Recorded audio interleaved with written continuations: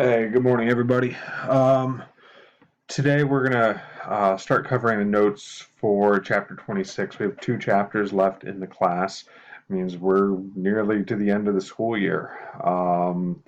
The last big topic, last week we took the test on Chapter 25.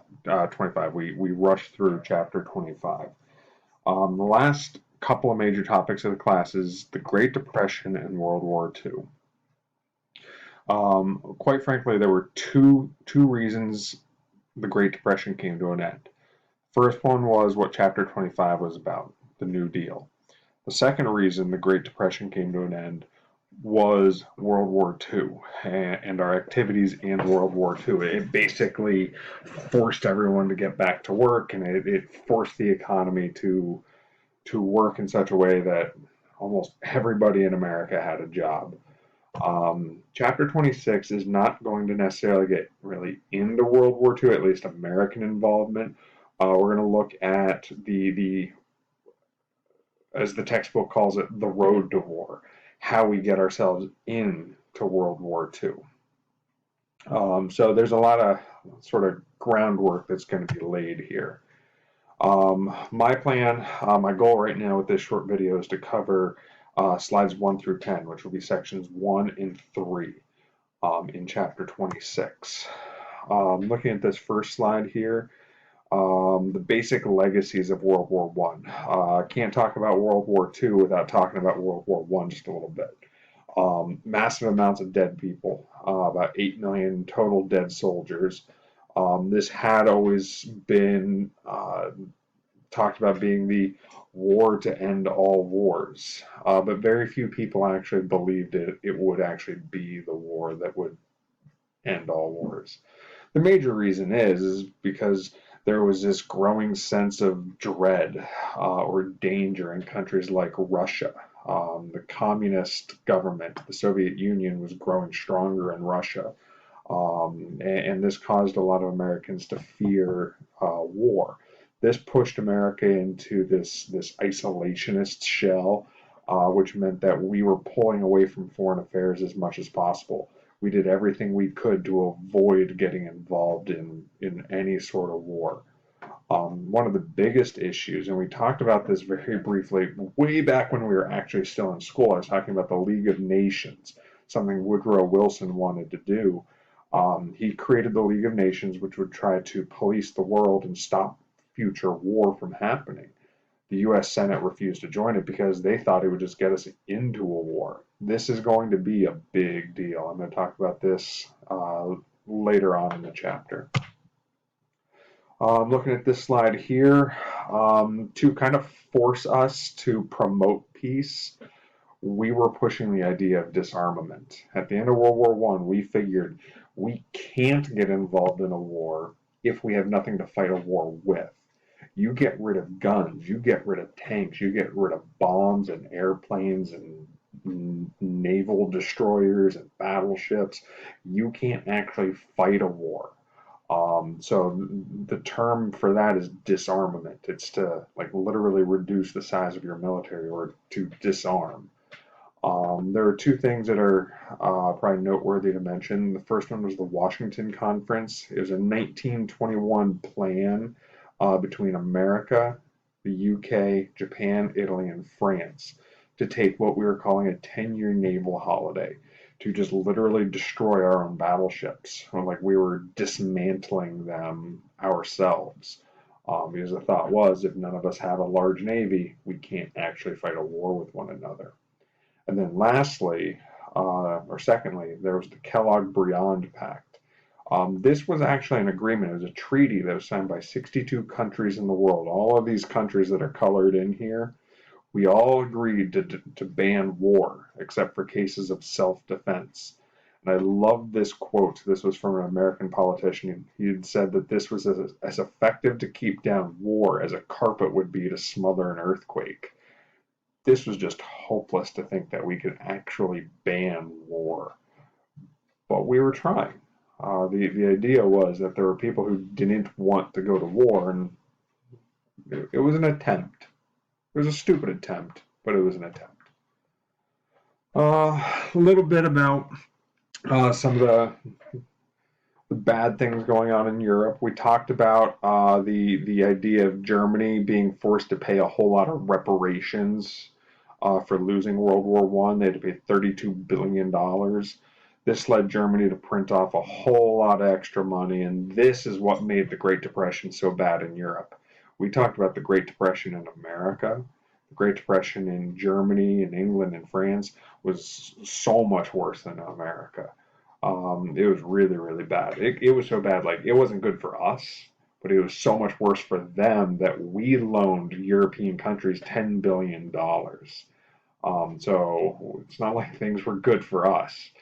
It was even so bad that countries like England, Germany, Italy, and France would argue and beg us to cancel their debts to help their economies out. We obviously refused to do this because we needed the money as well. Because it's not like America was all that rich at that point. And Germany was brought to the absolute brink of economic collapse. They were in such bad shape. That's what's eventually going to cause somebody by the name of Adolf Hitler to come to power. He is going to take this economic turmoil and he is going to blame Jewish people for this. Even though Jews had nothing to do with this, he is going to take the anger that Germans have and he is going to direct it at people he hates. And he's going to use them as a scapegoat, and that's what's going to bring Adolf Hitler to power in Germany. Section 3 is going to get very briefly into the rise of several noteworthy individuals.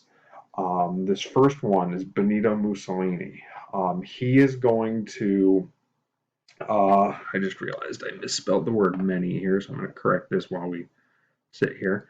Benito Mussolini is going to be the fascist dictator of Italy. He is going to basically be Adolf Hitler's right-hand man. He is going to create a party called the Fascist Party. Know that for the test. That is a great test question. That was his party.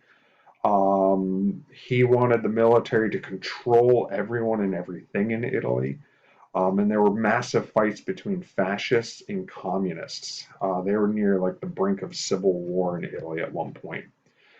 By October of 1922, Mussolini, as the head of the Italian military, would make his famous March on Rome. He and his black shirts, like the people in his military group, they would just all wear black shirts. They would march to Rome and demand that the Italian king name Mussolini as the prime minister or the dictator. And if he didn't, the king was going to die. And the Italian king's like, I give up. You're the dictator. Don't kill me. He got to remain king, but he had no power as the king of Italy. And he very quickly started limiting the personal freedoms of the citizens. He was arresting his political enemies, and he very quickly wanted to try to create an Italian empire. And the first country he would invade would be the tiny African country of Ethiopia.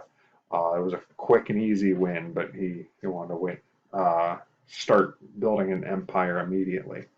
I would recommend watch this short video here on Mussolini. Then moving on to Joseph Stalin in the Soviet Union. 1924, the Soviet founder Vladimir Lenin is going to die, and Joseph Stalin is going to eventually come to power in Russia. Pretty much he comes to power. I say in my notes, he cheats his way to power. He murders all of his opponents. There were 2 or 3 other people who possibly could have become the new dictator of the Soviet Union, and he had them murdered. One of them would be poisoned while eating soup in Mexico. So he becomes the leader of the Soviet Union.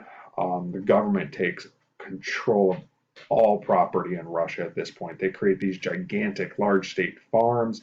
Anyone who protests him are sent off to labor camps. It's believed that roughly there were 15 million people working in labor camps in Russia in 1933. This is a picture of a Russian labor camp and the men that were being forced to work in it. This reorganization of Russia led to massive lack of food, tons of famine. And in the 1930s, there was this period of time. Everybody talks about Adolf Hitler and the Holocaust. Not to sit here and say that Adolf Hitler was a good guy or that he was just didn't do too many bad things. Compared to what Joseph Stalin did, Hitler's Holocaust was a drop in the bucket.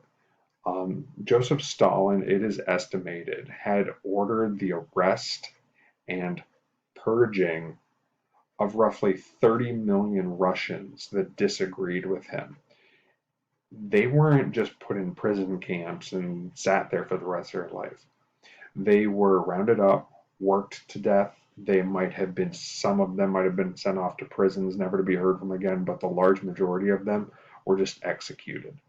In the German Holocaust, the Jewish Holocaust, it was somewhere around like 6 to 7 million people were killed. Again, not to say that Hitler's Holocaust wasn't bad, but to put that into perspective, 30 million people were murdered by Joseph Stalin. So I'm going to stop here. I have just a couple more slides to go over, pretty much just Hitler, the Spanish dictator, and then a little bit about Japan. But I'm limited to 15-minute long videos here. So I'm going to stop here, and this is going to continue on in a second video.